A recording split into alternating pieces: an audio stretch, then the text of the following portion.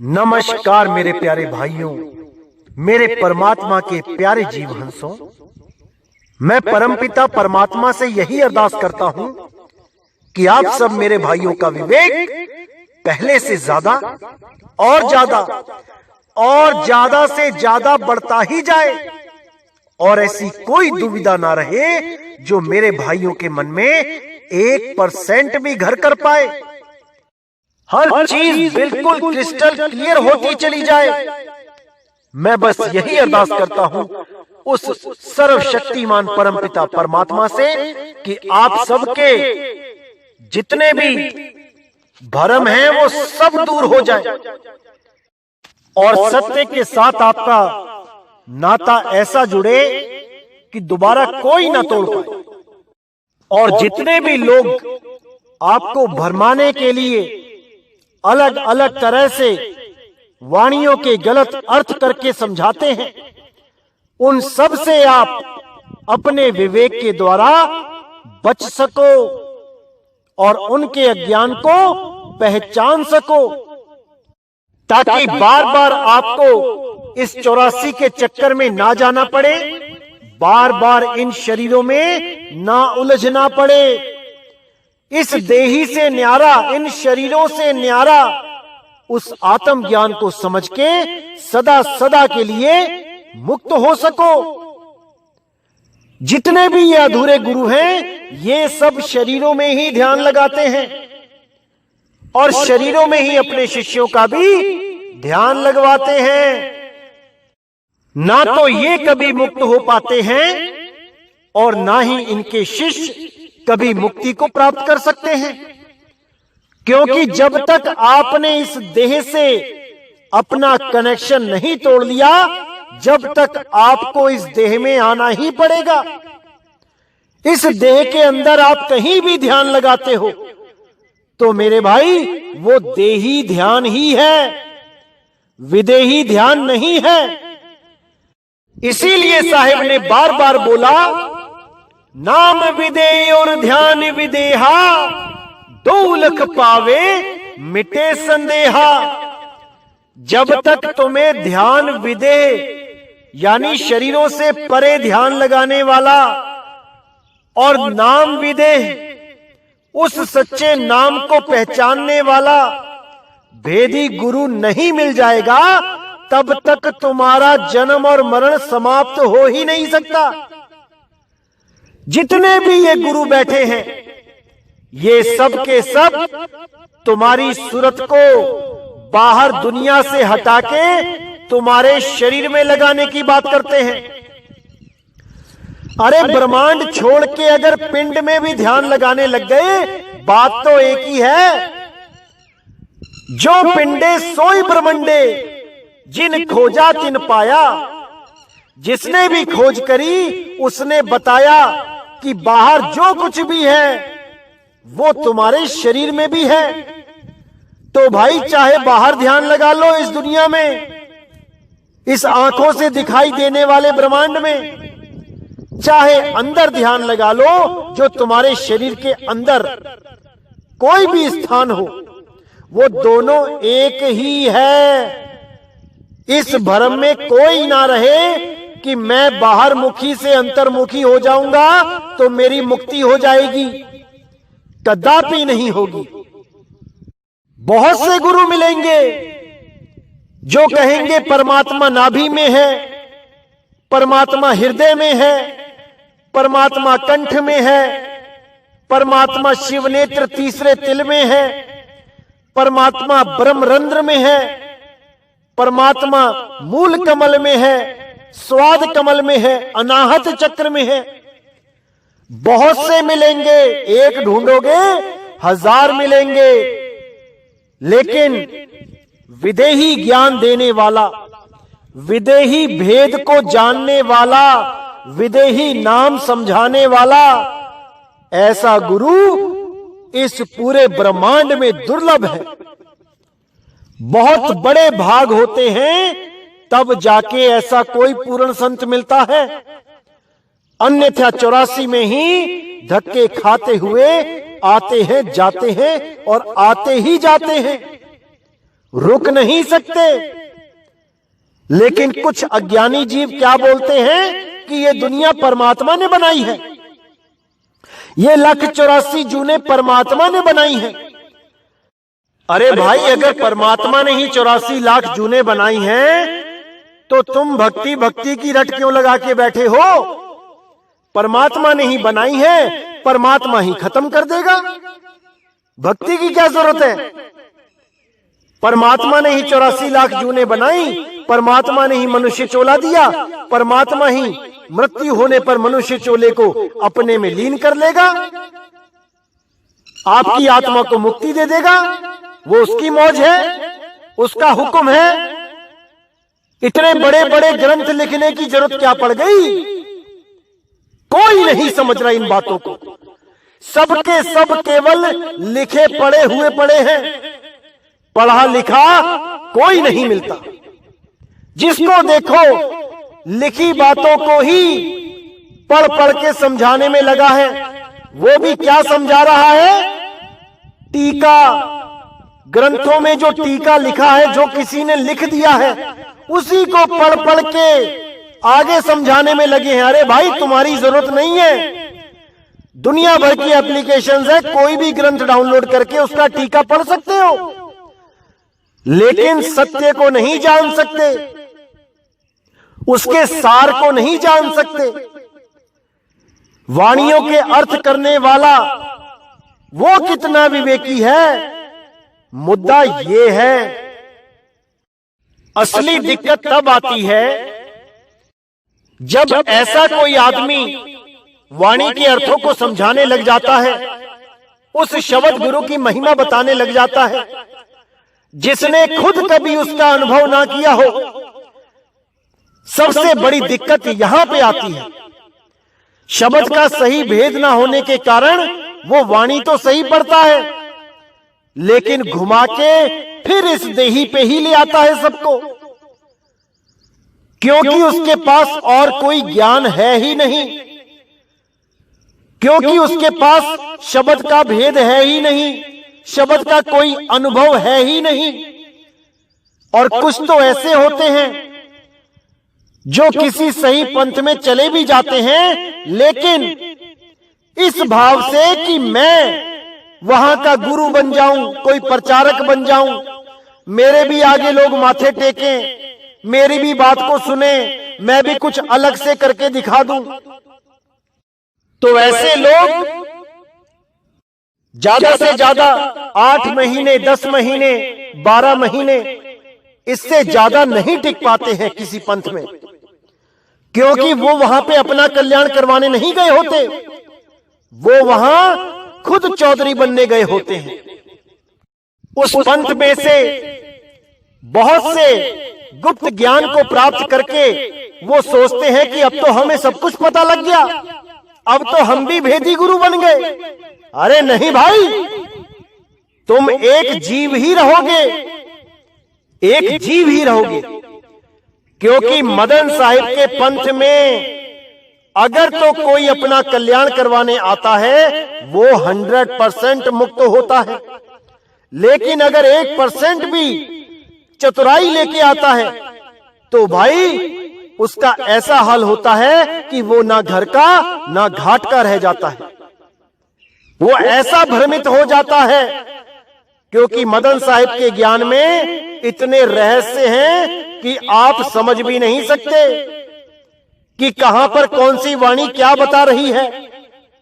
क्योंकि जो सत्य शब्द का भेदी होगा वही इन वाणियों को खोल सकता है, और किसी के बस की बात नहीं हो सकती।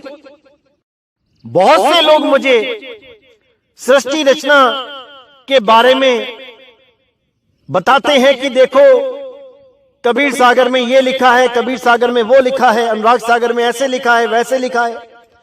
अरे भाई, किसी भी ग्रंथ में सृष्टि रचना खोली ही नहीं गई है, उसका केवल संकेत है। असली सृष्टि रचना वही जान सकता है जिसने शब्द को अनुभव किया है, जिसने शब्द को प्राप्त किया है। असल में सृष्टि रचना केवल वही खोल सकता है, अपने अनुभव ज्ञान के द्वारा।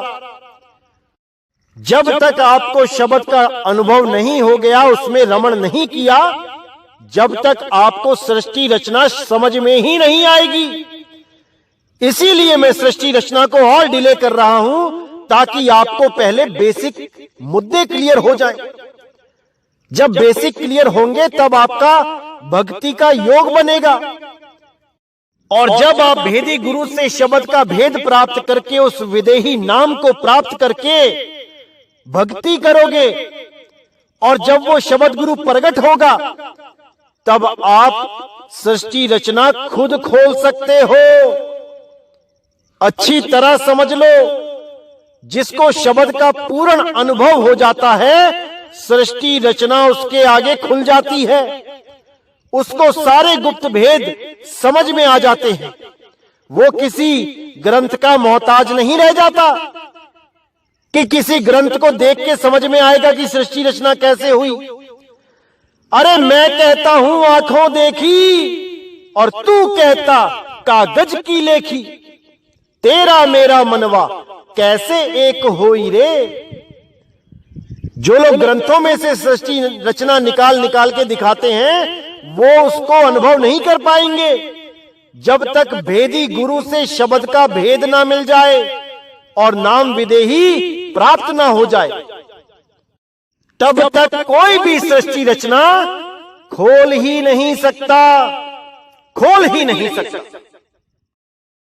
तो आपको बताना चाहूंगा, मैं बहुत दिनों से मुझे बहुत से फोन आ रहे थे कि कुछ लोग जो हमारे पंथ में नाम दीक्षा लेने आए थे और अपनी अज्ञानता के कारण, अपने विकारों के कारण इस पंथ को छोड़ के चले गए।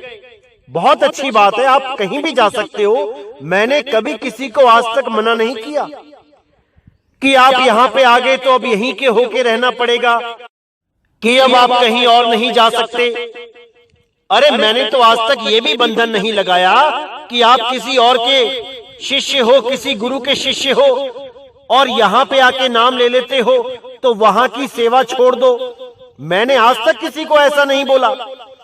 बहुत से ऐसे लोग हैं जो हमारे पंथ में नाम दीक्षा लेने के बाद भी अपने पुराने गुरुओं की सेवा कर रहे हैं।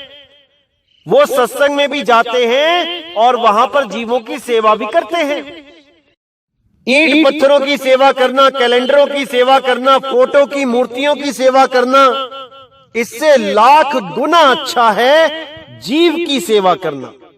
जो जीवित है तुम उसको कुछ खाने को दो, कुछ पीने को दो, वो परमात्मा से तुम्हारे लिए अरदास करेगा, तुम्हारे लिए परमात्मा से भला मांगेगा। अरे बाबा नानक साहेब ने तो 20 रुपए उस जमाने में उन लोगों पे लगा दिए जिनको वो जानते तक नहीं थे। उन संत महात्माओं को भोजन करा दिया जिनको वो जानते तक नहीं थे। बस एक ही सत्संग सुना था और ऐसा लगा कि यही सत्य का सौदा है। इन्हीं संत महात्माओं की सेवा कर दो, 20 रुपए लगा दो, भोजन पे इनके भंडारा कर दो, वही सच्चा सौदा है। क्योंकि संतों की वजह से ही परमात्मा की प्राप्ति होती है। असली ज्ञान, मूल ज्ञान संतों की कृपा से ही समझ में आता है। बाबा नानक ने कोई ग्रंथ नहीं पढ़े थे कि किन्हीं ग्रंथों को पढ़ के समझ में आया कि परमात्मा कहां रहता है। अरे भाई, जितने भी संत हैं वो संतों की ही शरणों में गए थे, वहीं से ही उनको ज्ञान प्राप्त हुआ है। बिना संत के किसी को ज्ञान प्राप्त नहीं हो सकता। केवल मनमुखी साधना कर सकता है, नाभि में ध्यान लगा सकता है, श्वासों में ध्यान लगा सकता है, हृदय में ध्यान लगा सकता है, ब्रह्मरंध्र में ध्यान लगा सकता है, त्रिकुटी में ध्यान लगा सकता है। देही में ध्यान लगाएगा, विदेही ज्ञान उसकी समझ में नहीं आएगा। वो सोच भी नहीं सकता कि शब्द है क्या चीज, कैसे उसकी प्राप्ति होगी। जो चीज दिख रही है उसी में परमात्मा को ढूंढने की कोशिश करेगा। ये पेड़ पौधे दिख रहे हैं, इनकी पूजा करने लग जाएगा। ये जीव जंतु दिख रहे हैं, उनकी पूजा करने लग जाएगा। सांप को पूजने लग जाएगा, गाय को पूजने लग जाएगा। ये शरीर दिखाई दे रहा है अपना, इस शरीर में परमात्मा को मान के बैठ जाएगा और सारी उम्र इसी भ्रम में गोते खाता हुआ अपना अनमोल समय बर्बाद करके 1,84 में वापस चला जाएगा। इसीलिए बोला कि प्रभु कृपाल कृपा करे, नाम नानक साधु संग मिले। अब यहां इस वाणी में अगर आप देखोगे तो 3 चीजों का जिक्र आया है। प्रभु कृपाल, वो परमपिता परमात्मा। दूसरा नाम, वो शब्द का भेद। और तीसरा साधु संग, यानी जो उसका भेदी है।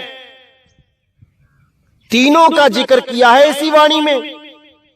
और भ्रमित लोग क्या कहते हैं कि किसी गुरु की जरूरत नहीं है, किसी साधु के संग की जरूरत नहीं है, परमात्मा खुद ही दया कर देगा। अरे भाई, आज तक दया क्यों नहीं कर पाया वो? अनंतों युग बीत चुके हैं, यहां पे हम और आप बार बार मर रहे हैं, पैदा हो रहे हैं, वापस यहीं पे आ रहे हैं। आज तक वो दया क्यों नहीं कर पाया? ऐसे ऐसे लोगों का इतिहास है इस जीवन में, इस दुनिया में, जिन्होंने कभी जीवन में एक बार भी झूठ नहीं बोला, हमेशा सत्य के साथ खड़े रहे। उनको तक परमात्मा नहीं मिल पाया। क्या कारण है भाई? तो ऐसे भ्रमित करने वाले हजारों मिलेंगे कि गुरुओं के पास जाने की जरूरत नहीं है। अरे भाई, गुरु मेरे सब ही बड़े, अपनी अपनी ठौर और शब्द विवेकी पारखी। कौन है वो शब्द विवेकी पारखी? वो परमात्मा नहीं है, वो भी गुरु है। शब्द विवेकी पारखी सो माथे का मोर। उस विवेकी गुरु की शरण में जाओगे तब सब भेद प्राप्त होंगे। ना कि किसी ग्रंथ को पढ़ के तुम्हें ज्ञान हो जाएगा कि परमात्मा कहां रहता है। कबीर साहब कहते हैं, पोथी पढ़ पढ़ जगमुआ और भयो ना पंडित कोए, एक आखिर प्रेम का पढ़े सो पंडित होए। तो भाई, दिल्ली बहुत दूर है, अभी और ज्ञान को समझो, लोगों को भ्रमित करना छोड़ दो। तो बहुत दिनों से फोन आ रहा था, लोगों के मैसेज आ रहे थे कि एक भाई बहुत भ्रमित कर रहा है और वो कहता है कि मैंने मदन पंथ की सारी साधनाएं प्राप्त कर ली, सारे अनुभव प्राप्त कर लिए, लेकिन मुझे संतुष्टि नहीं हुई। मैंने झींगुर की आवाज सुन ली, फिर मैंने बिजली के करंट की आवाज सुन ली, फिर मैंने अक्षर की आवाज सुन ली, लेकिन मेरी संतुष्टि नहीं हुई। मुझे कोई आनंद नहीं आया। सब बेकार है, सब बकवास है, ये पंथ झूठा है। ऐसे बोल बोल के एक भाई ने बहुत लोगों को परेशान कर रखा है। तो आज मैं आपको असलियत बताऊंगा कि उसको क्या प्राप्ति हुई और उसने क्यों झूठ बोल बोल के लोगों को भ्रमित किया। आज इसके बारे में पूरा जिक्र करेंगे। और वो जिस पंथ से अब जुड़ा है, उन पंथों के प्रचारकों के विचार क्या हैं, आज इस पे भी बात करेंगे, ताकि हर प्रकार का संशय आपके दिमाग से निकल जाए। क्योंकि ये बहुत जरूरी हो गया था, क्योंकि बहुत सारे लोगों को इन्होंने फोन कर करके भ्रमित करने की कोशिश करी, लेकिन कर नहीं पाए। हार के उन लोगों ने मुझे बहुत फोन किए और बोला कि भाई इसका खुलासा करो, ये क्या कहना चाहता है, क्या बताना चाहता है। बहुत से लोगों को ये भ्रमित कर रहा है। तो मुझे आज मजबूरी में मुझे ये असलियत बतानी पड़ रही है। मैं इसका विरोधी नहीं हूं, मैं चाहता हूं कि ये प्रचार करे, जो भी ये कर रहा है प्रचार करे, लेकिन सच्चाई से। क्योंकि परमात्मा को पाने के लिए सबसे पहले सच्चा मन होना चाहिए। अगर आपका मन सच्चा नहीं है, अगर आप सत्य पे नहीं टिके हो, तो भाई प्रचार किया ना किया बराबर है। इसीलिए साहिब ने बोला, सांच बराबर तप नहीं, झूठ बराबर पाप, जाके हृदय सांच है, वाके हृदय आप। तो आज इस पे सत्संग करेंगे और मैं परमात्मा से यही अरदास करूंगा कि इस भाई को परमात्मा सद्बुद्धि दे और इसका भी कल्याण करे। साहिब बंदगी सतनाम। तो पहले इस भाई की एक ऑडियो सुनेंगे जो इसी के घर के पास इन्हीं की गुरु बहन से इनकी जो बात हुई अनुभव के बारे में, कि इन्होंने क्या बताया, कि इनको किस चीज का अनुभव हुआ 1 साल में। आइए सुनते हैं। जीत के साथ बात हुई थी। जीत के साथ बात हुई थी। हाँ। क्या पुट्ठी बातें करे करा आप? क्या पुट्ठी बातें करा? क्या मिलता तो है नहीं कुछ। बताओ, सिद्धि भी कर ले करो आप बात। सिद्धि नहीं, वही भी सिद्धि होगी, सिद्धि कराएं तो फिर पुट्ठी कर लेंगे। बस वो काम हो गया आपका। तो उम्र 55 की, दिल बचपन का। बताओ, समझ उम्र 55 की, दिल बचपन का। समझाने की बजाय और उसने समझाने का क्या रह गया? कहीं बात क्या मिल रहा है? मिले तो है नहीं कुछ। किसी ने तो मिलना चाहिए, करते नहीं मिलना का कहीं ये गुड़ की डली है क्या? किसी ने तो मिल जी मिलता नहीं कुछ, क्या करना फिर? नहीं, नितिन साहब ने ज्ञान समझा दिया। नहीं मिलता ज्ञान का क्या करा हम उसका? जो एक जहां लिखा हुआ बड़ी लगाए, वो तो कहीं नहीं रहे भाई। मनु पकड़ का बैठो। अगर सच्चाई लग रही है तो पकड़ो, नहीं सच्चाई लग रही है अपना छोड़ दो। सच्चाई लग नहीं ना रही। हाँ, वो तो कह रहे हैं, उन्होंने तो पहले ही बोल दिया भाई, सच्चाई लग रही तो पकड़ो, नहीं लग रही तो छोड़ दो। बोल रहे गलत लगाए हुआ मलाई मलाई। आपको गलत लग रही है तो आप छोड़ दो। छोड़ देंगे, छोड़ेंगे, छिड़ाएंगे भी है, सारा काम करेंगे। तो क्या बात है? आप कौन से नियम पर चल रहे हैं? क्या आप नियम तो रब मिल जाए सारे पाप तो ले जा। जो रब नहीं मिलता कोई पाप नहीं ले जाए। अरे पहले नियमों पे तो चलो अपने। चलो ठीक है, मनो ने नियम चाहिए, हम रखो अपने पास अपने नियम तो सही। तो देखिए, यहां पर इस भाई ने अपने ही मुंह से स्वीकार किया कि भाई 1 साल में मुझे कुछ नहीं मिला, ना मुझे कोई आवाज सुनाई दी, ना मुझे कोई धुन सुनाई दी, ना ही मुझे कोई आनंद आया। अब ये क्यों नहीं आया, इसके पीछे क्या रीजन है? क्योंकि जब तक आपके विकार कंट्रोल नहीं होंगे, मतलब कि जब तक आप स्वयं विकारों से मुख मोड़ना शुरू नहीं करोगे, जब तक परमात्मा कभी दया नहीं करता। परमात्मा ने कभी नहीं बोला कि तुम कुछ भी उल्टा सुल्टा करते रहो और मैं तुम्हें दर्शन दे दूंगा, मैं तुम्हें अनुभव करवा दूंगा अगर तुमने किसी पंथ से नाम ले लिया जो सही नाम दे रहे हैं। अरे भाई, भले सही नाम मिल जाए तुम्हें, जब तक तुम अपने नियमों पे नहीं चलोगे वो परमात्मा कभी नहीं मिलेगा। 1 साल छोड़ो, 1000 साल लगे रहना तब भी नहीं मिलेगा, क्योंकि परमात्मा को मिलने के लिए कुछ नियम होते हैं, मर्यादाएं होती हैं, उन मर्यादा पे चलना ही पड़ता है। अगर परमात्मा से प्रेम है तो जो भी चीजें गुरु ने मना की हैं उनसे दूरी बनानी पड़ती है। जैसे आप किसी डॉक्टर के पास जाओ, आपका गला खराब है, तो अगर वो डॉक्टर सही दवाई भी दे रहा है तब भी वो परहेज बताता है कि भाई खटाई नहीं खानी है, कोई अचार नहीं खाना है, आइसक्रीम नहीं खानी है, ठंडा पानी नहीं पीना है। ये परहेज आपको मानना पड़ेगा। अगर आपने गला सही करवाना है तो भले कितनी दवाइयां खा लेना, अगर रोज आइसक्रीम खाते हो, 3 टाइम आइसक्रीम खाते हो, वो दवाई भी काम नहीं करेगी। इसको अच्छी तरह गांठ बांध लो मेरे भाई। पहले अपने मन को शोधना पड़ेगा, विचार करना पड़ेगा, मैं क्या गलत कर रहा हूं, किस कारण मेरी भक्ति नहीं बन पा रही है, मैं क्या खा रहा हूं, मैं क्या पी रहा हूं, मैं कुछ गलत तो नहीं खा रहा, मैं कुछ गलत तो नहीं पी रहा, मैं किसी के ऊपर क्रोध तो नहीं कर रहा। मैं कहीं लालची तो नहीं हो गया? यह सब देखना पड़ता है, इस पे कंट्रोल करना पड़ता है। बिना नाम के कोई कंट्रोल नहीं कर सकता, यह अटल सत्य है। लेकिन जिसको नाम मिल जाए, गुरु से भेद प्राप्त हो जाए और फिर भी वो ना कर पाए, फिर तो भाई गहन चिंता का विषय है। इसका मतलब विकार ज्यादा हैं। इसका मतलब गुरु की रखवाली में रहना पड़ेगा, गुरु से अपने विकारों के बारे में बात करनी पड़ेगी। क्योंकि जितने भी लोग आते हैं सब अपने आप को धर्मात्मा बताते हैं कि मैं इतने साल वहां रहा, मैंने इतने साल वहां किया, अच्छी अच्छी बातें तो सब बता देते हैं, लेकिन अपने विकारों को नहीं बताते। डॉक्टर के पास जाके अपनी बीमारी नहीं बताओगे तो वो इलाज कैसे करेगा? गुरुओं के पास जाके हमें यह बताना चाहिए कि गुरुजी मुझ में ये विकार हैं, इन विकारों को खत्म करने का कोई तरीका बताओ।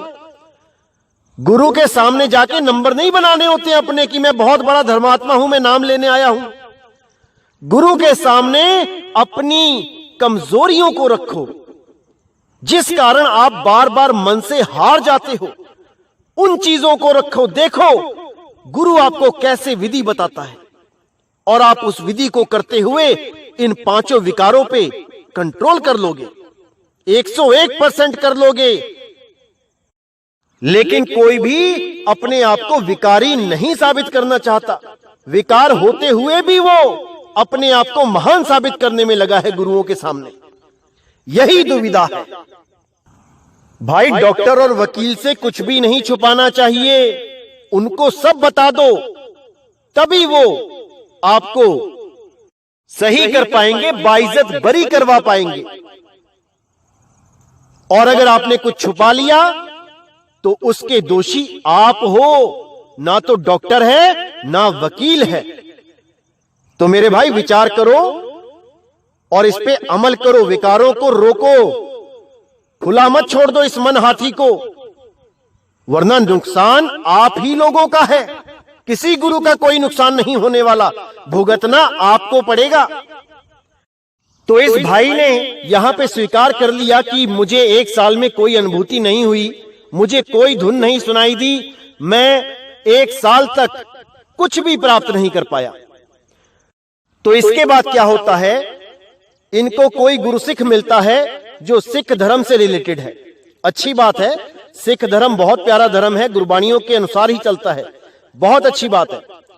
उस भाई से इनको कुछ अलग ज्ञान प्राप्त हुआ। अलग ज्ञान कहने का मतलब कि उस भाई ने कह दिया कि परमात्मा हृदय में रहता है, वाणियों में दिखा दिखा के कि देखो हर जगह हृदय लिखा है। तो इन्होंने 1 साल यहां कुछ प्राप्त तो किया नहीं था, तो इनको लगा शायद यहां पे कुछ नहीं है, तो ये उस भाई के साथ जुड़ गए। बहुत अच्छी बात है, खुशी होती है कि बंदा कहीं से टूट के कहीं जुड़े तो सही, क्योंकि वो प्राप्ति करने के लिए ही जुड़ रहा है कहीं ना कहीं। यहां नहीं मिला तो कहीं और सही। बहुत अच्छी बात है कि इनका सफर रुका नहीं, आगे बढ़ा। लेकिन यह देखना है कि आगे बढ़ा तो सही दिशा में बढ़ा कि गलत दिशा में बढ़ा, इसमें विचार करेंगे। तो इन भाई ने क्या कहा कि मदन साहिब के पंथ में कुछ नहीं है, कुछ नहीं मिला मुझे। इन्होंने फोन करना शुरू कर दिया, लोगों को भरमाना शुरू कर दिया कि देखो जी मुझे तो 1 साल में कुछ नहीं मिला, आपको भी कुछ नहीं मिलेगा। जैसे एक शरारती बच्चा होता है क्लास में, जो सबसे नालायक होता है पढ़ने में, और उसको पता होता है कि मैं फेल हो जाऊंगा, तो वो बाकी बच्चों को भी क्या कहने लग जाता है कि तूने पढ़ के कौन सा डीसी लग जाना है, तूने कौन सा जज बन जाना है, अरे छोड़, चल कंचे खेलते हैं, चल गिल्ली डंडा खेलते हैं, चल स्कूल से बंक मारते हैं, कहीं फिल्म देखने चलते हैं। तो ऐसे ही दूसरे शिष्यों को डीमोटिवेट करने का बेड़ा इन्होंने उठा लिया। तो बहुत से लोगों ने इनको खूब लताड़ा, बहुत सुनाई इनको कि अरे भाई तुझे नहीं मिला वो तेरी किस्मत है, हमें क्यों फोन कर रहा है, हमें ये सत्संग जच गया है, हमें सत्य पता लग रहा है, हमें तुम क्यों भ्रमित कर रहे हो। बहुत से लोगों ने इसको खरी खोटी सुनाई। तब इस भाई ने क्या दिमाग लगाया, इसने ये जान लिया कि ऐसे तो मैं किसी को नहीं तोड़ पाऊंगा उस पंथ से, तो मुझे झूठ का सहारा लेना पड़ेगा। तब इस भाई ने क्या झूठ का सहारा लिया, क्योंकि हमारे साथ रहते रहते इसको ये तो पता लग चुका था कि हम किस किस आवाज की बात करते हैं। कभी किसी गुरु भाई के मुंह से सुन लिया कि ये सार शब्द है, कभी मैंने ही सत्संगों में बता दिया कि जैसे बिजली की तार होती है, एक रस आवाज चलती है, उसको भी सुन के समझ लिया इसने। तो इसने क्या किया, एक वीडियो बना डाली हमारे खिलाफ, जिसमें यह बता रहा है कि मैंने बहुत साधना करी, मैंने नवरत्न तेल लगा लगा के साधना करी, मैंने बर्फ की सिल्लियां रख रख के सिर पे साधना करी, पता नहीं क्या क्या किया, क्योंकि गुरु ने तो ऐसा कभी कुछ नहीं बोला करने को। मनमुखी साधनाएं करके दोष गुरु को देना है। उसके बाद इसने क्या बताना शुरू कर दिया कि मैंने पहले झिंगुर की आवाज सुनी, फिर बिजली की आवाज सुनी, जैसे बिजली कड़कती है या तारों में से बिजली चलती है, उसके बाद मैंने ऐसी आवाज सुनी। भ्रमित करना शुरू कर दिया झूठ बोल बोल के, क्योंकि ऐसे लोग केवल लोगों को भ्रमित करने के लिए ही आते हैं, अलग अलग पंथों में जाते हैं केवल भ्रमित करने के लिए, ताकि किसी को भी परमात्मा ना मिल पाए, किसी को भी मोक्ष ना हो पाए। सब 84 में जाएं, इनका लक्ष्य ही यही होता है। क्योंकि इन जैसे लोगों को लगता है कि जो चीज मुझे प्राप्त नहीं हुई वो किसी को भी नहीं होगी। ये हाल है इन लोगों का। तो अब सुनते हैं कि देखो कैसे इसने झूठ बोल के लोगों को भ्रमित करना शुरू किया। तो पहले तो इन्होंने बोल दिया कि मुझे कोई प्राप्ति नहीं हुई, और उसके बाद कैसे झूठ का सहारा लेके झूठ बोल बोल के लोगों को भ्रमित करना शुरू कर दिया। अरे भाई, झूठ बोल के परमात्मा नहीं मिलता, उसके लिए सत्य पे चलना पड़ता है। अगर सत्य तुम्हारे हृदय में नहीं है तो परमात्मा सपने में भी नहीं मिलेगा। ये जन्म ऐसे ही बर्बाद करके चले जाओगे। तो अब देखते हैं कि इस भाई ने क्या चाल चल के झूठ बोल बोल के कैसे लोगों को भ्रमित किया। आइए सुनते हैं। और ये सब आपको मैं केवल इसलिए सुना रहा हूं क्योंकि अभी तो शुरुआत हुई है इस पंथ की, अभी तो ये उजागर ही हुआ है सारे संसार में। अभी ऐसे पता नहीं कितने हजारों कालदूत आएंगे इस पंथ में आप लोगों को भ्रमित करने के लिए। इसलिए मैं आपको पहले से ही तैयार करना चाहता हूं कि ऐसे भी लोग आएंगे, उनसे भी बच के रहने की तैयारी करके रखो। कोई भी कितना भी झूठ बोल सकता है आपका जन्म बर्बाद करने के लिए, क्योंकि काल भगवान सबके अंदर विराजमान है। वो काल निरंजन सबके शरीरों के अंदर बैठा है। पता नहीं कौन से शरीर में से कौन सा दांव खेल दे आपको 184 में भेजने के लिए। तो मेरे भाइयों, गौर से सुनिए क्या कहता है ये भाई। पहली धुन आती है ये अपना ची बोलता है बाहर, जो बरसात में बोलता है पपैया। हाँ, ये तो सही है, नहीं आ जाती है। अच्छा। हाँ, जब इससे ज्यादा ध्यान लगाते हैं ना, काफी ज्यादा बढ़ा देते हैं, तो उसके बाद आती है जैसे ग्रिड के नीचे तारों की हॉट लाइन की वायर तार आती है। अच्छा, ये मेरे को 5-6 दिन लगातार सुनी है। नवरत्न तेल लगा लगा के यही ध्यान रहे। तो जब मैं बहुत लगातार बैठा ही रहा, तब जाके ना फिर वो शरीर से बाहर निकल के पराध होना गया, और मतलब शरीर की तरफ से इतना बाहर निकल गई पर तो आध होना गया। फिर असली याद होनी यानी कि शरीर को लडुला हो जाता था, मतलब फुल वर्ग हो जाता था। अब ये नहीं सकती है कि ब्रह्मांड किस तरह कर रहा है, वो नाम क्या है, इसी के नाम बता रहे हैं इस धुन पे। अच्छा, तो देखिए मेरे भाइयों, कितनी चालाकी से इस बंदे ने झूठ बोल के कि मुझे ये सारी धुनें प्राप्त हो गई हैं, मुझे हर चीज की प्राप्ति हो गई है, लेकिन फिर भी मुझे कोई संतुष्टि नहीं है, मुझे कोई आनंद नहीं है, ऐसा बोल बोल के लोगों को भ्रमित करना शुरू कर दिया। देखो मेरे भाइयों, कोई भी किसी भी पंथ में आता है, किसी भी पंथ से जाता है, चाहे वो हमारे पंथ में आके कहीं चला जाता है, हमें इससे कोई दिक्कत नहीं है, कोई भी दिक्कत नहीं है। हर जीव को अधिकार है, वो कहीं भी आ सकता है, कहीं भी जा सकता है। मैं किसी की खिलाफत नहीं कर सकता, क्योंकि हर बंदे को पूर्ण अधिकार है। लेकिन जब कोई इंसान ऐसी नीच हरकत पे उतर जाए कि खुद तो अलग हुआ है, ठीक है, अपनी कमजोरियों के कारण, अपनी असफलताओं के कारण अलग हो गया, नहीं प्राप्त कर पाया, ठीक है, लेकिन अगर झूठ बोल के बदनाम करने की कोशिश करेगा इस परमात्मा के मूल ज्ञान को, तो ये मेरा फर्ज बनता है कि मैं आप सबके सामने सच्चाई को रखूं, ताकि ऐसे चालाक लोगों से आप बच सको। ये मेरा पूरा फर्ज बनता है, और आगे आपकी मर्जी बनती है कि इन बातों को मानना है कि नहीं मानना है। वो आपकी मौज है, वो आपका विवेक है। ये आपने विवेक लगाना है कि मेरा कल्याण किस पंथ में होगा, कहां पे होगा। किसी के कहने से कहीं भी आना और कहीं भी जाना नहीं चाहिए। ये आप देखिए, विचार करिए, परमात्मा ने आपको बुद्धि विवेक दिया है, हर चीज को समझने की शक्ति दी है, उसको जागृत कीजिए और अपना असली मार्ग स्वयं चुनिए, किसी के बताने से नहीं। हजारों लोग अलग अलग रास्ता बता रहे हैं, किस किस का रास्ता चुनोगे? अरे भाई, सबकी सुनो, सबकी सुनो, लेकिन विश्वास अपने विवेक पे करो, विश्वास स्वयं पे करो, क्योंकि अगर दूसरों पे विश्वास करोगे तो क्या पता वो गलत रास्ते पे जा रहा है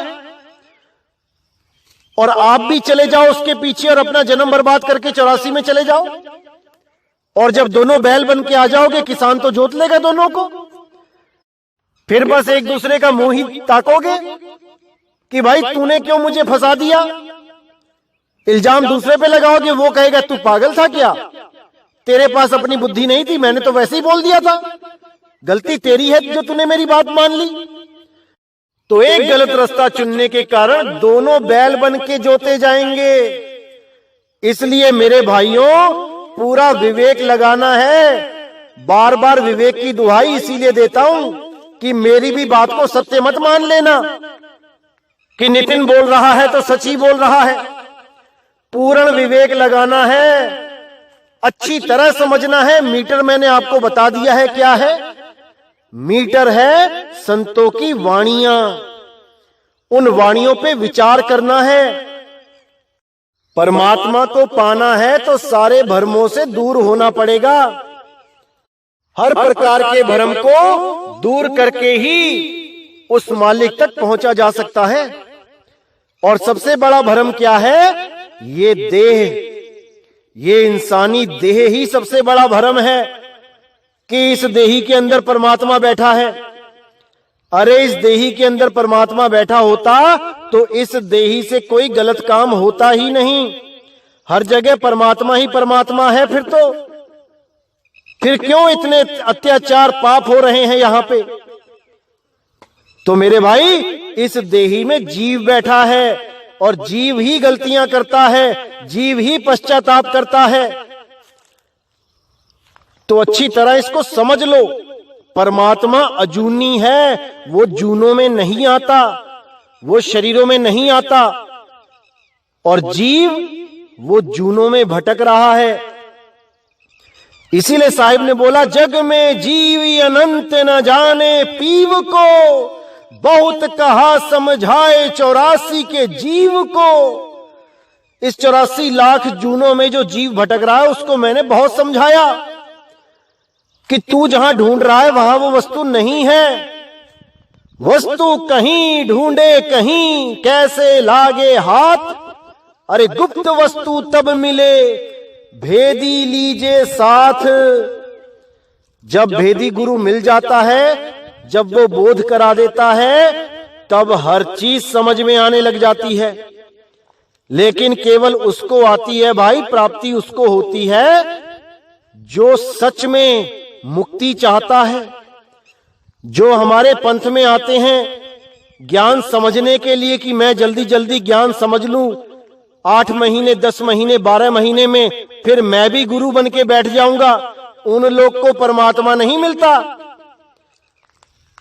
भले गुरु पद को प्राप्त कर लें, लेकिन परमात्मा को प्राप्त नहीं कर सकते, क्योंकि परमात्मा को प्राप्त करने के लिए आपको पूर्ण शिष्य बनना पड़ता है। जब पूर्ण शिष्य बन जाते हो तब स्वयं ही पूर्ण गुरु कहलाते हो। शिष्य तो बने नहीं, गुरु बनने की आस। इसीलिए साहिब ने बोला, जो मिला सो गुरु मिला, चेला मिला ना कोई। चेला तो मिलता ही नहीं है कहीं, जिसको देखो गुरु बनने में लगा है। अरे भाई, गुरु ज्ञान है और ज्ञान प्रकट होता है जब परम पिता परमात्मा की दया होती है। यह किसी गुरु के हाथ का खेल नहीं है कि किसी गुरु ने सिर पे हाथ रख दिया तो उसको ज्ञान प्रकट हो जाएगा। ये बंदी छोड़ की दया होती है, किस पे ज्ञान प्रकट करवाना है। ये सबके बस की बात नहीं होती कि इस पंथ में आके सबने नाम ले लिया और सबको प्रकट हो गया। अरे इस पंथ में आने वाले कितने ही लोग साधु हो गए, आज तक उनका गांजा नहीं छूटा, आज तक तंबाकू नहीं छूटा, बीड़ी नहीं छूट रही। तो इस गलतफहमी में कोई ना रहे कि इस पंथ में कोई जादू है कि यहां आ जाओगे और मुक्ति मिल जाएगी। ऐसा नहीं होगा। यहां पर आपको नियम के पालन करने ही पड़ेंगे, आपको मर्यादा में रह के भक्ति करनी ही पड़ेगी। जब बंदी छोड़ सतगुरु को लगेगा कि हां भाई इस जीव को कुछ देना चाहिए, अब वो दया करके दे देगा, आप छीन नहीं सकते उससे। आप भिखारी हो उसके दर के और वो दाता है। जब उसकी मौज होगी वो तभी देगा। वो 1 साल में दे, 2 साल में दे, 10 साल में दे, 20 साल में दे, 50 साल में दे, वो उसकी मौज है। आप कोई केस नहीं कर सकते उसके ऊपर कि मैंने इतने साल भक्ति करी, मुझे कुछ नहीं मिला।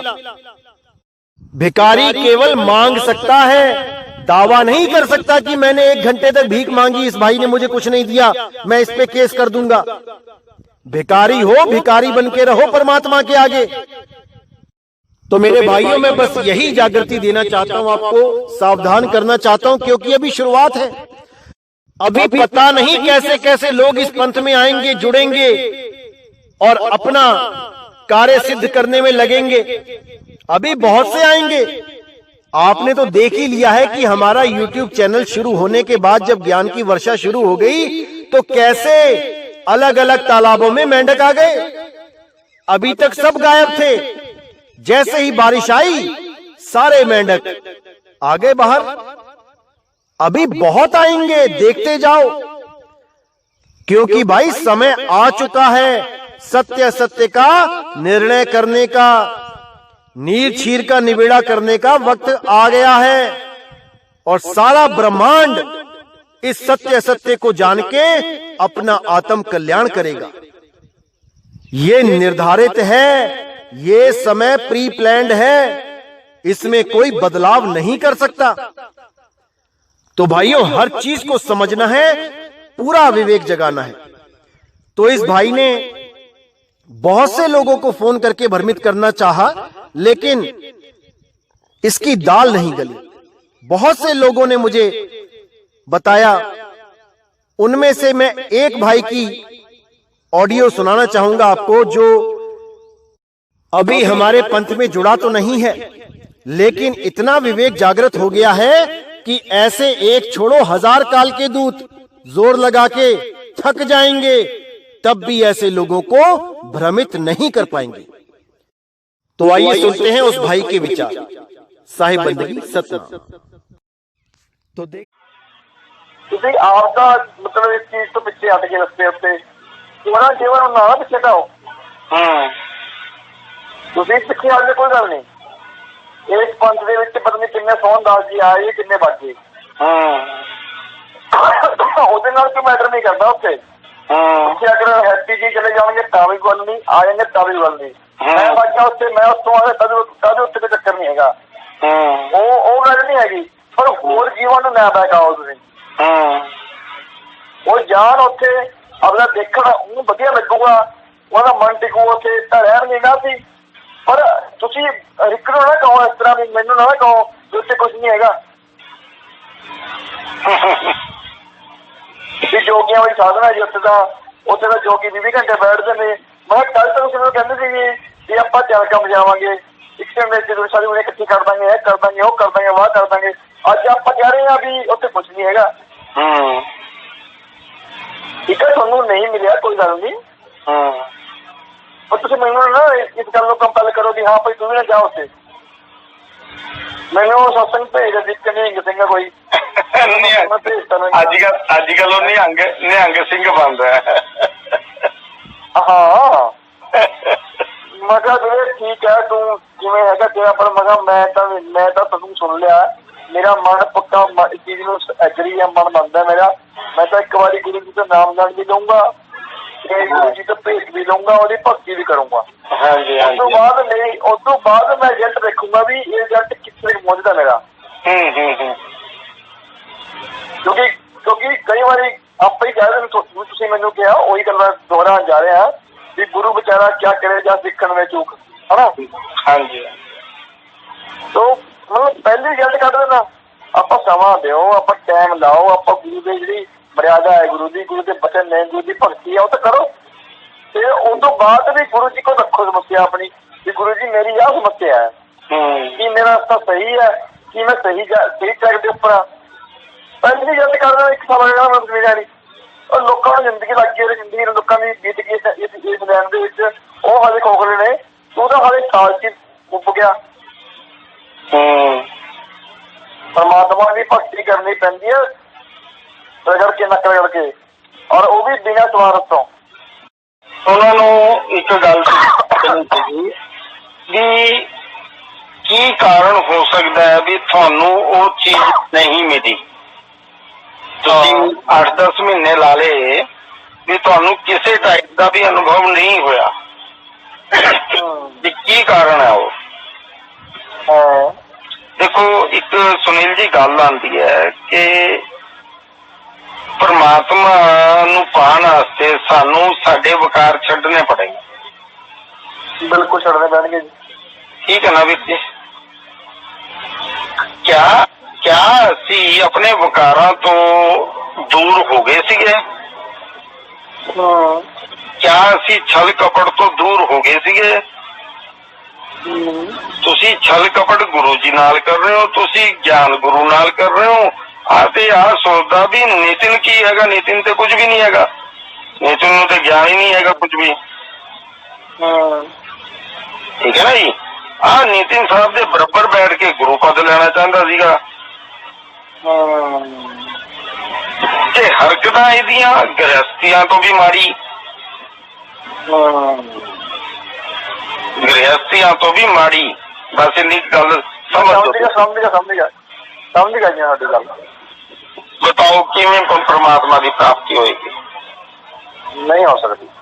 ਮੈਂ ਜਿੱਥੇ ਕਾਮ ਹੈ ਉੱਥੇ ਰਾਮ ਨਹੀਂ, ਜਿੱਥੇ ਰਾਮ ਉੱਥੇ ਕਾਮ ਨਹੀਂ। ਬਸ ਜੀ, ਮੈਂ ਸਮਝ ਗਿਆ ਜੀ, ਮੈਨੂੰ ਤੁਹਾਡੀ ਗੱਲ ਤੋਂ ਇਸ਼ਾਰਾ ਹੋ ਗਿਆ ਸੀਗਾ। ਠੀਕ ਹੈ, ਤੇ ਮੈਂ ਕਸੂਰ ਹੁਣ ਆਪਣੇ ਗੁਰੂ ਦਾ ਕੱਢ ਰਿਹਾ।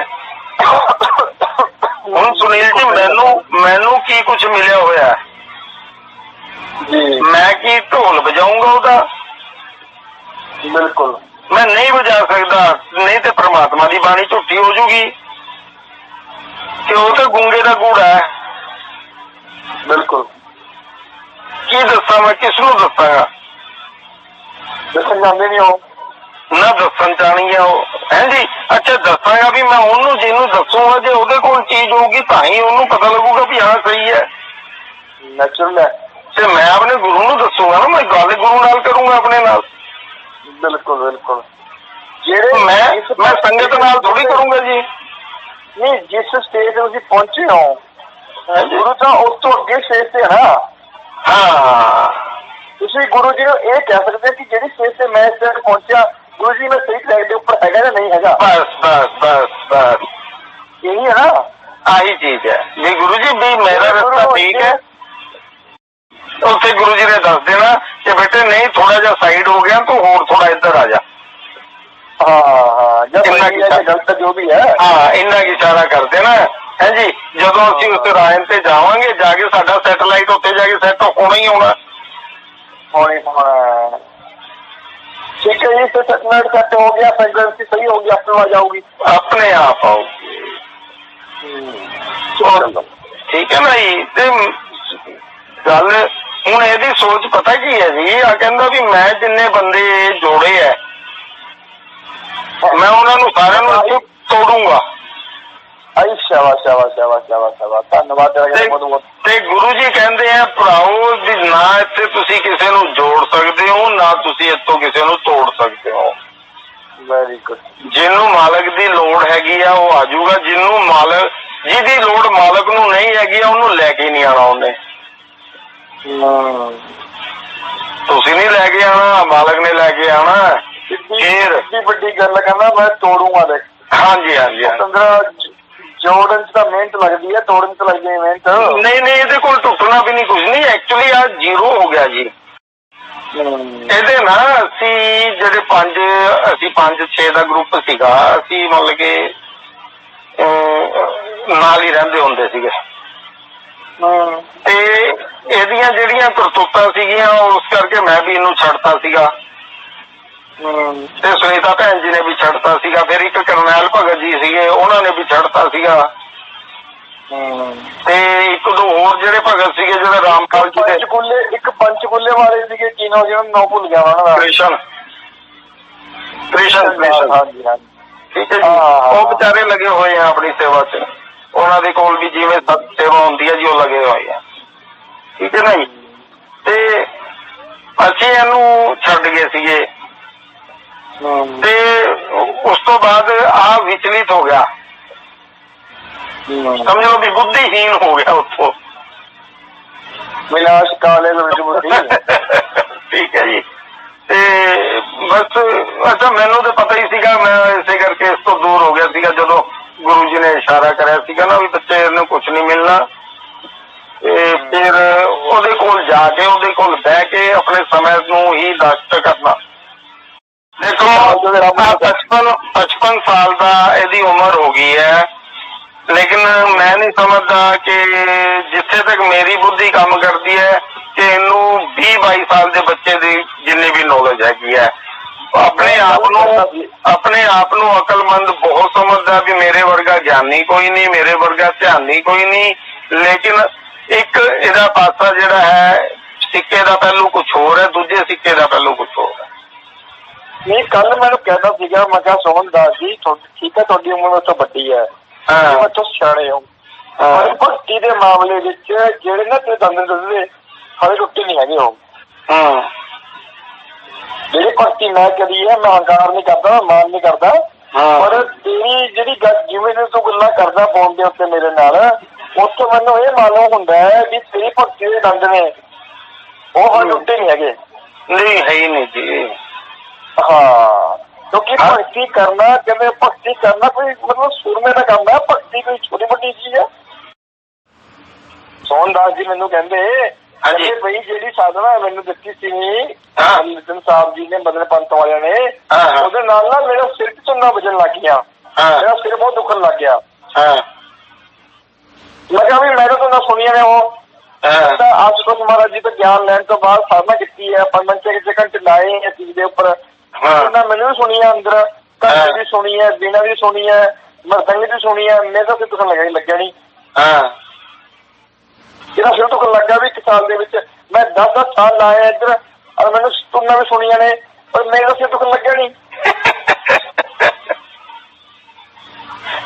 ਅਜੀਬ ਜਿਹੀਆਂ ਗੱਲਾਂ, ਜਿਵੇਂ ਉਹਨਾਂ ਦੀ ਉਮਰ ਹੈ ਨਾ, ਸਿਆਣਪ ਉਮਰ ਹੈ, ਜਿਵੇਂ ਸਿਆਣੀ ਉਮਰ ਹੈ, ਜਿਵੇਂ ਤਜਰਬਾ ਹੋਣਾ ਚਾਹੀਦਾ ਬੰਦੇ ਦੀ ਭਗਤੀ ਦਾ ਇਸ ਲੈਵਲ ਤੇ ਆ ਕੇ, ਉਹ ਨਹੀਂ ਹੈ। ਉਹ ਸਿਆਣਾ ਹੋ ਗਿਆ ਜੀ, ਬੱਚਿਆਂ ਦੀ ਗੱਲਾਂ, ਉਹ ਸਿਆਣਾ ਹੋ ਗਿਆ। ਤਾਂ ਹੀ ਤੇ ਕਹਿ ਰਿਹਾ ਵੀ ਉਹ ਸਿਆਣਾ ਹੋ ਗਿਆ, ਜਿਵੇਂ ਬੁੜੇ ਦੀ ਮੱਤ ਮਾਰੀ ਜਾਂਦੀ ਹੈ ਨਾ। ਠੀਕ ਹੈ ਨਾ। ਤੇ ਹੁਣ ਜਿਉਂ ਉਹਦੀ ਉਮਰ ਹੋ ਰਹੀ ਹੈ, ਮੈਂ ਕਿਹਾ ਤੂੰ ਕਿਸੇ ਹੋਰ ਨੂੰ ਨਾ ਇਹ ਗੱਲਾਂ ਕਹੀ, ਮੈਨੂੰ ਕਹਿੰਦੀ ਕੋਈ ਗੱਲ ਨਹੀਂ। ਚਲੋ ਨਹੀਂ, ਆ ਤੇ ਆਉਣੇ ਵਾਲਾ ਜਿਹੜਾ ਟਾਈਮ ਹੈ ਨਾ ਜੀ, ਜਿਹੜਾ ਸਾਨੂੰ ਦਿਖ ਰਿਹਾ, ਇਹਦੇ ਤੇ ਕੋਈ ਵਿਸ਼ਵਾਸ ਨਹੀਂ ਕਰੇਗਾ। ਹੋ ਸਕੇ ਤੇ ਇਹਦੀ ਝਾੜ ਪੱਤ ਕਰਦੇ ਕੋਈ ਨਾ ਕੋਈ, ਜਿਵੇਂ ਤੁਸੀਂ ਕਰਤੀ। ਮੈਂ ਮੂੰਹ ਤੇ ਕਹਿੰਦਾ ਸੀਗਾ, ਜਿਹੜੇ ਦੰਦ ਟੁੱਟੇ ਨਹੀਂ ਵਾਲੇ ਭਗਤੀ ਵਾਲੇ, ਉਹ ਟੁੱਟਣਗੇ, ਉਹੀ ਥਾਂ ਤੇ ਨਵੇਂ ਆਉਣਗੇ, ਫੇਰ ਗੱਲ ਬਣੀ। ਤੂੰ ਹਾਲੇ ਇਸ ਭਗਤੀ ਲੈਵਲ ਤੇ ਕਾਕਾ ਪਹੁੰਚਿਆ ਨਹੀਂ, ਠੀਕ ਹੈ, ਉਮਰ ਤੋਂ ਵੱਡਾ ਹੈ ਤੂੰ, ਮਾਂ ਤੈਨੂੰ ਪਤਾ ਨਹੀਂ ਹਾਲੇ ਫਿਰ ਮੂਲ ਜੜ ਹੁੰਦਾ ਕੀ ਹੈ, ਤੈਨੂੰ ਪਤਾ ਹੀ ਨਹੀਂ। ਤੂੰ ਠੀਕ ਹੈ ਤੂੰ ਸਾਹਿਬ ਨਾਲ ਜਾਇਆ ਦੁਬਈ, ਘੁੰਮ ਕੇ ਆਇਆ ਉਹਦੇ ਨਾਲ, ਪਰ ਤੈਨੂੰ ਪਤਾ ਹੀ ਨਹੀਂ ਹਾਲੇ ਵੀ ਇਹ ਕੀ। ਮੈਂ ਤਾਂ ਬਲਕਿ ਹੈਰਾਨ ਆ ਵੀ ਐਡੀ ਵਧੀਆ ਨੌਲੇਜ, ਸਿਰੇ ਦੀ ਨੌਲੇਜ, ਬੈਸਟ ਨੌਲੇਜ ਜਿਹੜੀ ਆਲ ਵਰਲਡ ਦੇ ਵਿੱਚ ਆਪਾਂ ਨੂੰ ਨਹੀਂ ਮਿਲਣੀ, ਉਹ ਨਿਤਨ ਸਾਹਿਬ ਜੀ ਦਾ ਬਹੁਤ ਬਹੁਤ ਆਪਾਂ ਨੂੰ ਆਉਣਾ ਚਾਹੀਦਾ ਵੀ ਉਹਨਾਂ ਨੇ YouTube ਦੇ ਉੱਪਰ ਆਪਾਂ ਨੂੰ ਫ੍ਰੀ ਚ ਮਿਲ ਰਹੀ ਹੈ। ਬਿਲਕੁਲ ਬਿਲਕੁਲ ਜੀ, ਬਿਲਕੁਲ। ਇਹ ਤਾਂ 9 ਲੱਖ ਰੁਪਇਆ ਦੇ ਕੇ ਨਾ ਜੇ ਕਿਤੇ ਬੈਠੀਏ ਆਪਾਂ ਅੱਧੇ ਪੌਣੇ ਘੰਟੇ ਵਾਸਤੇ ਕਿਸੇ ਕਮਰੇ ਚ, ਕਿਸੇ ਹਾਲ ਦੇ ਵਿੱਚ, ਤਾਂ ਵੀ ਨਹੀਂ ਮਿਲਣੀ। ਨਹੀਂ ਮਿਲਦੀ ਜੀ, ਨਹੀਂ ਮਿਲਦੀ।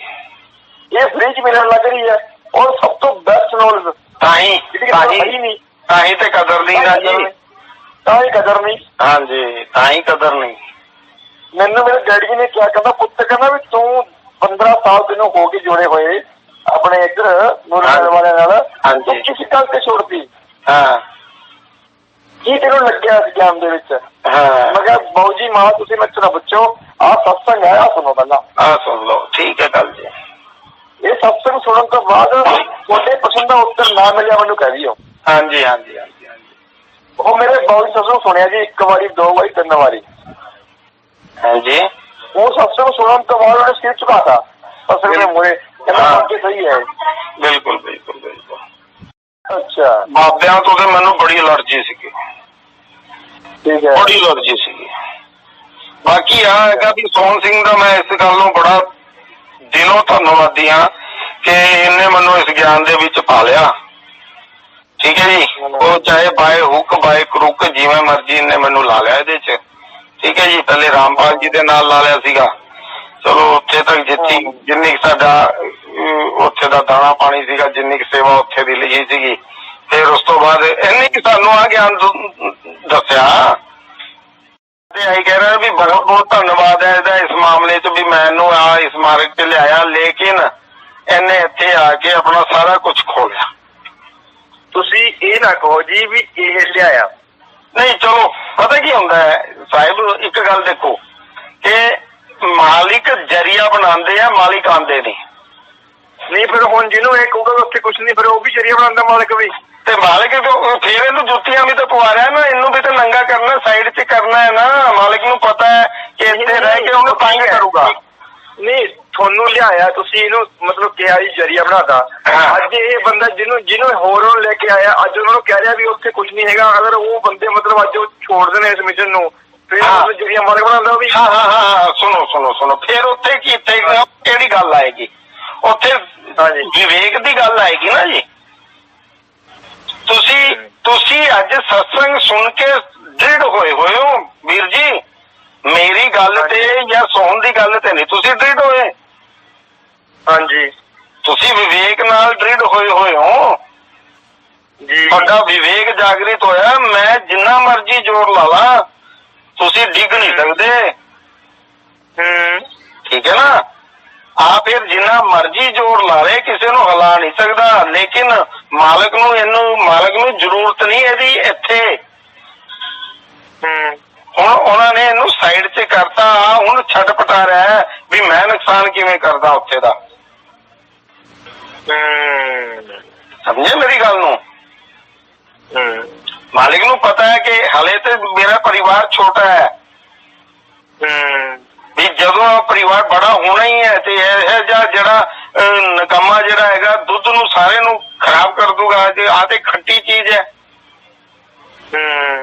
ਫਿਰ ਸਾਹਿਬ ਇੱਥੇ ਜਿਹੜਾ ਹੈਗਾ ਹੰਸ ਟਿਕਨੇ ਹੈ, ਬੁਗਲੇ ਨਹੀਂ ਟਿਕਨੇ। ਸਹੀ ਹੈ। ਹਾਲੇ ਤਾਂ ਬਹੁਤ ਛਾਂਟੀ ਹੋ ਰਹੀ ਹੈ ਸਾਹਿਬ, ਤੁਸੀਂ ਦੇਖਦੇ ਜਾਓ। ਕਿਉਂਕਿ ਜਿਹਨੂੰ ਮਿਲਣਾ ਉਹਨੇ ਹੀ ਸਵਾਦ ਲੈਣਾ ਇੱਥੇ ਦਾ। ਠੀਕ ਹੈ ਨਾ? ਬਾਕੀ ਇਹਦੇ ਤੇ ਗਾਰੀ ਮਾਰ ਜਾਣੀ ਹੈ ਵੀ ਨਦੀ ਸੁੱਕੀ ਹੈ। ਠੀਕ ਹੈ ਨਾ ਜੀ? ਤੇ ਇਸ ਕਰਕੇ ਮਾਲਿਕ ਦੀ ਰਜ਼ਾ 'ਚ ਰਾਜੀ ਰਹੋ, ਆਪਣੇ ਵਿਵੇਕ ਨੂੰ ਜਗਾ ਕੇ ਰੱਖੋ। ਠੀਕ ਹੈ ਜੀ? ਜਿਹੜਾ ਤੁਹਾਨੂੰ ਭਾਉਂਦਾ ਹੈ ਵੀ ਆਹ ਚੀਜ਼ ਹੈ, ਤੁਸੀਂ ਉਹਦੇ ਬਾਰੇ ਗੱਲ ਕਰੋ। ਠੀਕ ਹੈ ਨਾ? ਆਪਣਾ ਸ਼ੰਕਾ ਦਾ ਨਿਵਾਰਨ ਕਰੋ। ਜਦੋਂ ਟਿੱਗੇ ਤੇ ਬਸ ਫੇਰ ਤੇ ਬਹਿ ਜਾਓ ਵੀ ਲੈ ਭਾਈ ਹੁਣ ਆਂਦੀ ਆਏ ਤੂਫਾਨ ਆਏ।